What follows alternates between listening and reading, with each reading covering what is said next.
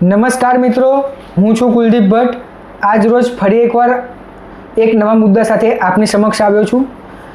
અમદાવાદ શહેરની ટ્રાફિક પોલીસની નિષ્ફળતાનું એક ઉત્તમ ઉદાહરણ લઈને આવ્યો છું. સારંગપુરથી કાલુપુર રેલવે સ્ટેશન તરફ જવા માટે ખૂબ મોટો વન વે છે, જેનું જાહેરનામું પણ ટૂંક સમય પહેલાં અધિકારી અને ટ્રાફિક પોલીસે મળીને આપ્યું હતું.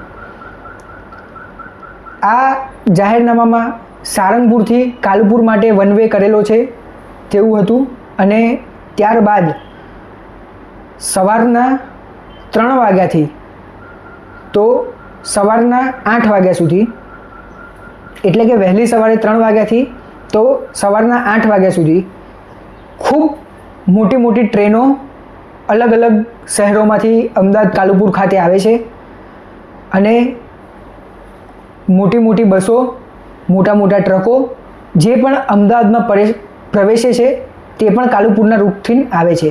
હવે આ બધાનો સમય એક સાથે થઈ જાય છે, તેના કારણે ખૂબ મોટી ટ્રાફિકની સમસ્યા ઊભી થાય છે, જેમાં અડધો કલાક ઓલા ઉબેરના ડ્રાઈવરો, રિક્ષા ચાલકો અને ખાસ કરીને પેસેન્જરો તેમનો સમય બગડી રહ્યો છે.